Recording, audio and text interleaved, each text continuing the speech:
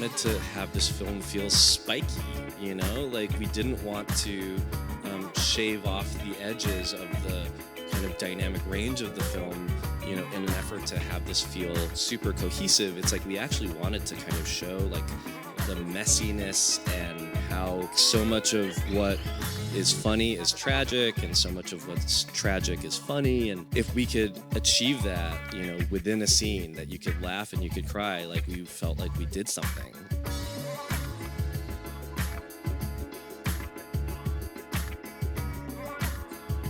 Tell us a little bit about, The Wedding Banquet is such canon, especially within Asian American cinema. Talk to us when you were first approached about the project and how you felt. Yeah, I was really hesitant. Our producers had, an initial conversation, and I wasn't involved in that, in that moment. And I was hesitant because the original film, the Ang Lee film, holds a very special place in my heart. It's the first gay film that I ever saw, and the fact that it was a gay and Asian film. It's just incredibly meaningful. And I can't help but think that it put me on the right path as a person and as a filmmaker. And so it was, kind of a strange feeling because it felt like an exciting opportunity, but, I love the original so much. But I rewatched the original film in preparation for my meeting with our producer, Anita Guo. And like all great art, it inspired art, like it inspired all these feelings, watching it, these emotions, these insights, these memories of conversations that I've had with my boyfriend. And I realized that so much has changed for the queer community since 1993. And one of those things is gay people can get married now. And so for me, this question became, well, like, do we want to? Like, should we? And then this question about children, one of the first conversations that I had with my boyfriend about kids, he told me, if it happens, it happens, which is a line in the movie. And I got really emotional. I was like, no, it doesn't, not for queer people. And I realized in that moment that, as queer people, because we can't whoopsie-daisy a baby, you have to be extremely intentional about having kids. And so any sort of hesitation could become a giant obstacle.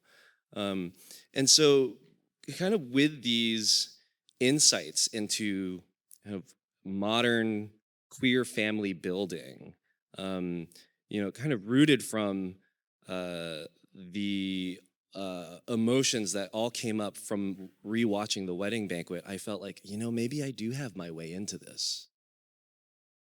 Talk to us a little bit about breaking the story and developing the characters that ultimately we see on screen. Yeah,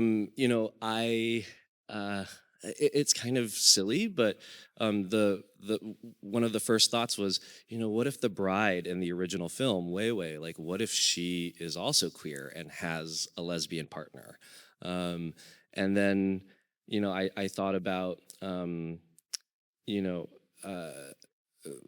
like, I want to talk about marriage, I want to talk about children. Maybe I split it up into these two couples, and they're all friends. And then in this concept of parentage,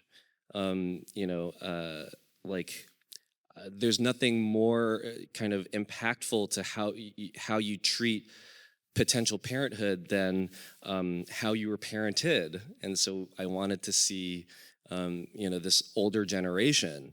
And so it just started to kind of click into place. The characters, like, I knew I wanted Min to be an artist because of, the original film. And I knew that I wanted Chris to, like, basically be my boyfriend and have this, like, millennial indecision, the burden of choice, and, like, be such an incredible observer, but maybe a little slow to act. I wanted Lee to be extremely maternal, so in touch with her emotions, And then Angela, I wanted her to go on this journey to figuring out, I love my partner so much and I want so much for her, but like, what do I want? And so that was the core. And then we just started to slowly flesh them out. And, it's like they had different jobs at one point. And then, James Sheamus thought of this kind of theme of stewardship and nature, and Chris became a birder, and it was so funny when I saw that draft. I was like, a birder, is that gay? And then I was like, oh, so many of my gay friends are birders, and I was like, perfect, great, and then Angela being an environmental scientist and Lee being a social worker. There was just something about how this family, even if they aren't aware of it, are kind of preparing for the next generation, trying to make the world a better place. And so, it was a very organic process. And then, of course, with the casting, like really came to life. We'll get to casting in a minute, but you touched on James Sheamus, who co-wrote this with you. Can you talk a little bit about what that process was like? Yeah, I worked with James on Driveways. He was one of our producers, my second feature, and on this one, working with James as a co-writer was such a privilege. James has such an interesting perspective on the art form and on the industry because he was a studio head, he's a producer, he's a screenwriter, he's also a director. No one has that kind of global view the way that he does. And as a screenwriter, it was so fun just to like talk story and character. And something that we realized very quickly was that there are just so many characters in this now, and in a weird way, we talked a lot about another Ang Lee film, Eat, Drink, Man, Woman, because of the size of that cast and kind of the plate spinning. And so there's a lot of engineering, and then there was also just like really fun discovery. James and I talked about Min's grandmother, and at first, it was maybe a more expected narrative where she's fooled for more of the movie. And then James was like, oh no, this woman's too smart. Like, we've written her too smart. Like, she knows, And we were like, what does that do to the narrative? And it was like, it makes it actually like so interesting, and we had so much fun. And, it was a really collaborative process. But, it took a long time. We started writing this in early 2019. And, there was a pandemic and like me going off to make Fire Island, and then a writer strike and an actor strike that like kind of got in the way. But I think we always just had so much passion for the story and felt like it was really meaningful, and that really motivated us. Did you always have a sense of the tone that you wanted for the script, the balancing act? I mean, you talk about the balancing act of the characters, but also you do it so beautifully with both the heart, the humor, the drama. How was that in the writing process for you?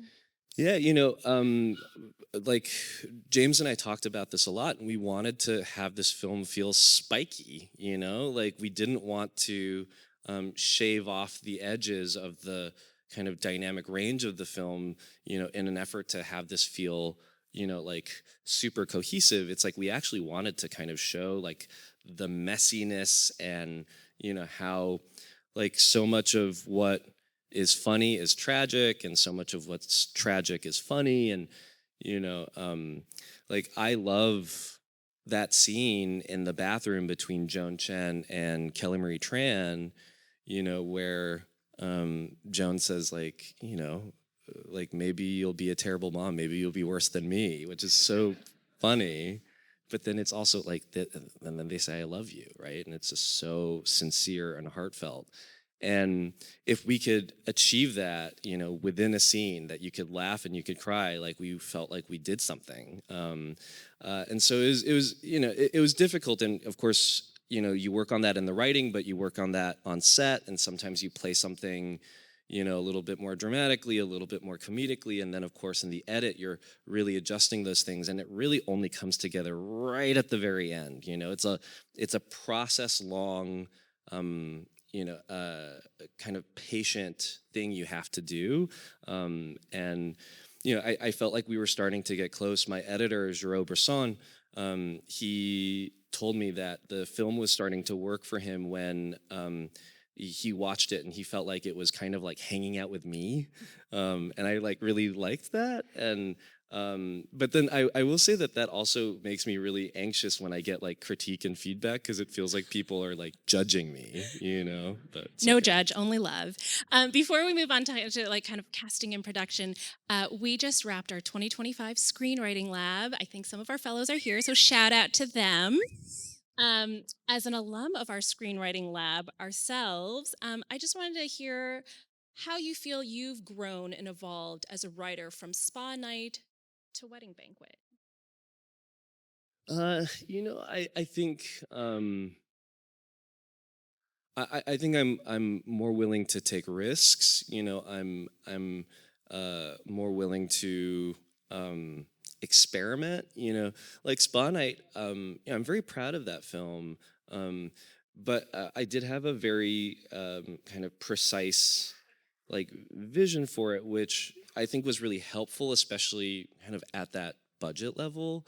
Um, but I think it also made me scared to maybe push on some of the like emotional like boundaries of the film, um, and that was something that like in the banquet I kind of had to like let the emotions free. Like that's what these characters wanted, and that's that's the genre, of like the rom-com, like and so like wearing my heart on my sleeve, like it kind of required a certain trust in the process, and that yeah, like maybe I swung too hard on one draft, but I can adjust it. I can figure it out. I think when I was writing Spa Night, I was sometimes just even afraid to try. And so I think it's just that trial and error. It's the process that I trust more. Amazing. When you wrote it, did you have your actors in mind? And how did you put together this incredible cast that we saw today? I love our ensemble. They really feel like a family, and that was so important to us. I did not write for specific actors because it's like a superstition of mine. I'm just afraid to jinx it. Like I don't want to write for someone and like fall in love with that particular character, and then find out that the actor doesn't want to do it, can't do it, whatever it is. And so, James and I had a more kind of pure. Process with character, but then of course we had to find the actors, and so we worked with our casting director Jenny Ju, who is incredible. She did casting for Bong Joon-ho on Snowpiercer, on Okja, and it was a challenge. Like I told her, I was like, we have to find this like Asian Avengers cast, and it has to be multi-generational, and they have to be good at the comedy and the drama, and there's like 8 of them. Is that okay? And, she was like, let's do it. She was just like so excited about the screenplay. And, we talked about, the kind of central, the kind of core of each character. And so, like if we needed to, we could adjust the specificities. And so, Min's grandmother, played by the incredible Yoon Yo-jung, legend of Korea, I used to call her the Meryl Streep of Korea, but then I heard from her son that she has an incredible gay following in Korea, and so now we say the Barbara Streisand. And that role was initially written as Min's mother and not grandmother, but we really felt that Yoon Yo-jung could embody that role. And when we sent her the script, she read it and she was very humble, and said to us like, I feel a little old playing this character's mother. What if I played grandmother? And we started talking about that and the kind of potential dynamics, and I could see this kind of actor's inspiration in her eyes. And as a director, when you see that, you're just like, oh, she's gonna do the movie, you know? And it felt really exciting, and I kept wanting to stoke that. You know, the other incredible thing about Yoon Yo-jung is that I was nervous to meet her because, you know, she's a Korean woman of a certain generation, and I don't often know how, you know, people of a certain generation in Korea feel about gay people. And she told me that her elder son is gay, and that when he got married, she threw him his wedding, and that he was a big fan of Fire Island, and told her that she should do this movie. And so she told me that she wanted to do this for him, and like I got so emotional, and I was like, now I need to make this great, you know. And so, you know, she was such a big part of, you know, kind of getting this ensemble together. Bowen Yang, I'd worked with him on Fire Island, and I just love how he captures this like indecision, internal conflict, you know, and does it with so much sympathy and so much humor. You know, Lily Gladstone. I had my meeting set up with her the day after the Golden Globes, and I was like, "Oh, producers, if she wins the Golden Globe, like she's gonna cancel this meeting. Like she's gonna be like partying with Leonardo DiCaprio in Vegas." And she won the Golden Globe for Killers of the Flower Moon, and then the next day confirmed the meeting and in the morning. And so then I went in the afternoon and I brought her a bouquet of flowers, and I was like, I would have understood if you wanted to cancel. And she said, you know, awards are awards. I'm an actor. I want to work, and I love your script. And I was like, what a real one, you know? And and I had seen her in like interviews where she got to kind of be more herself, and she's such a goofball, you know. And I loved being able to show that side of her in this film. Kelly Marie Tran, like I think it's so hard what she's doing, balancing the comedy and the drama, and she's so kind of committed, and you know was kind of going through this coming out process while we were making the film, and was just so willing to like utilize that for the character. And then Hangi-chan, you know, just like I had seen him in a couple of BL shows, which are boys' love shows in Korea. You can imagine what that is. They're gay dramas, and and I remember meeting him on Zoom, and you know how some people have like golden retriever energy? Hangi-chan has poodle energy. And I was like, oh, Min is a poodle. Like, we have to work with him. And then, of course, the legendary Joan Chen, right? Like, I was really nervous approaching her because she had already played the mother of a queer daughter in, you know, a classic, Saving Face, which is one of my favorite films. And you know, I was lucky that she, you know, didn't just like look at the, you know, just the simple character description, but like read the entire screenplay and really saw this like fun, very nuanced character, actually, you know, like that rambunctious, sassy, you know, kind of over enthusiastic mother, but then also having to show this like process and growth and intimacy. And I don't think anybody could have done that as beautifully as Joan. And you know, just to think that we had like a legend of Chinese cinema in Joan Chen and a legend of Korean cinema, Yoon Yo-jung, and getting to work with them in scenes together, you know, like when could that ever happen except for in a Asian American cross-cultural film? And it's just like come on, you know, the ensemble is, it, they were so generous with each other and had so much vulnerability, you know, that they really built these bonds in such an organic way. And you know, it was Did you have rehearsal, or how did you foster building the bonds? I had Lily Gladstone and Kelly Marie Tran for a 15-minute rehearsal before their first day of shooting. You know, Like it was tight. It was tight. What we did was we had a lot of conversation. Like during pre-production, uh, my producer Joe Piro, production designer Charlotte Royer, and cinematographer Keegan Kim and I, we went down to Seattle to have a conversation with Lily and talk about Seattle. And Lily grew up in Seattle. And what was supposed to be a 1-hour lunch turned into like a 5-hour tour of Seattle, where she gave us personal history and indigenous history.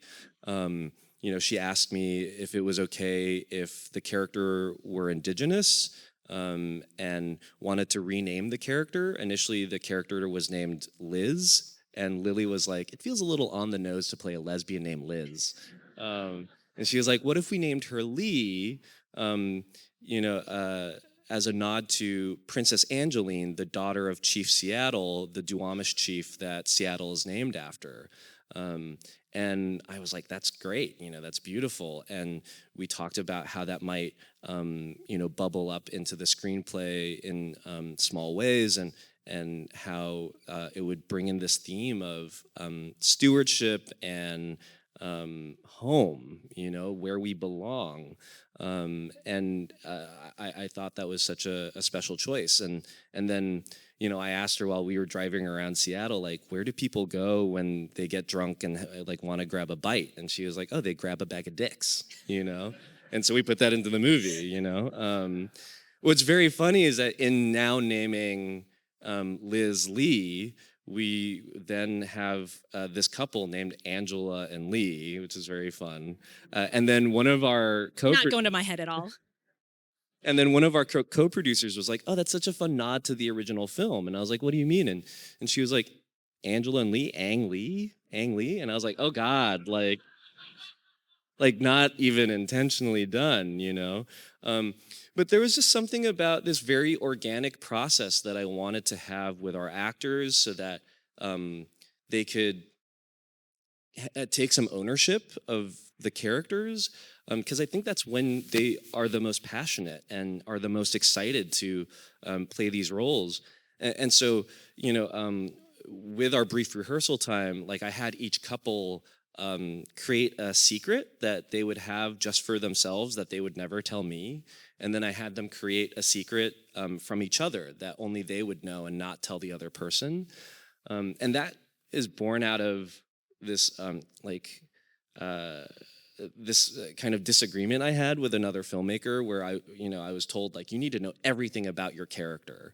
And my response to that was like, I don't know everything about me, and I realized that, like, if I did know everything about a character, they would probably feel super two-dimensional.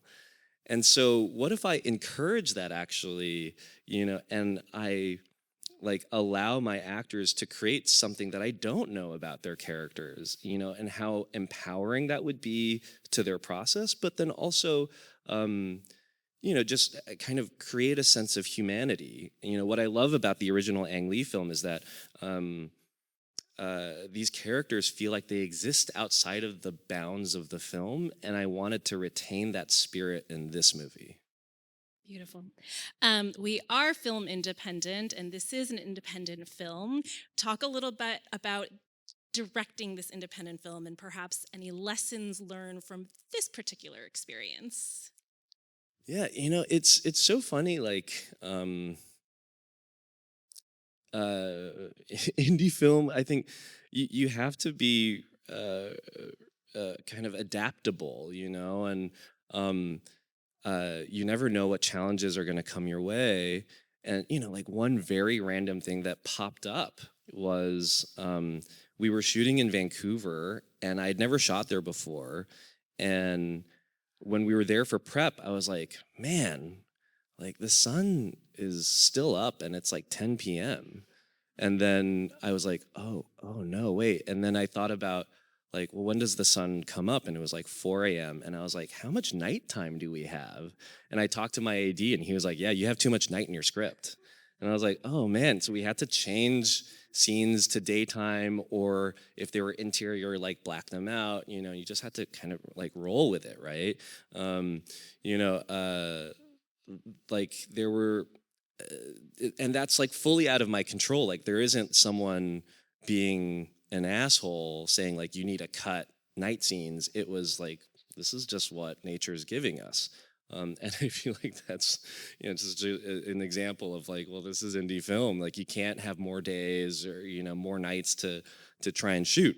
And then I think there's just like the script was long, and for the number of days that we had, like how could we try and condense it? And we had so many characters, but we needed all the characters, like just really understanding like at the heart like what was really important. So like during pre-production, like really just like scanning through the screenplay. One example I'll give about kind of locations was uh, the final scene, or one of the final scenes of the film, where Angela and Lee reunite in the garden. That was initially scripted for outside of City Hall. So Chris and Min are getting married, and Angela sneaks out and she sees Lee. And when we were scouting these locations, one, we were like, when do we have time for a potential location, like a location move, a company move? And then two, like we need to find a location that's within our budget, but also feels special enough. Like this is a special moment, and nothing ever felt quite right. And I thought about it, and I was like, what if we shoot this at the home? Like it's a location we already have. Like we have a day where that could fit into the schedule, and it actually feels creatively right. Because they should reunite at home, and she should be gardening because it's a sign of her kind of uh, you know confirmation that she's in this. She's in this for this next generation.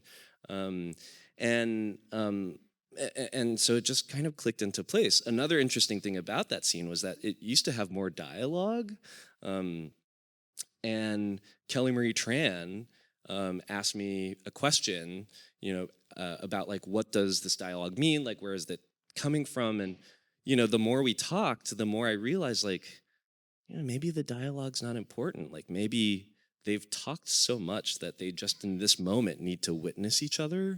And of course, conversations will happen, but maybe what we see is just them getting to embrace again. And so if it wasn't for the creative process and trusting like location scouting and understanding our production restrictions, and then also having this creative conversation with Kelly Marie Tran, like if it wasn't for all of those things about filmmaking, we wouldn't have ended up with what is one of my favorite moments in the movie.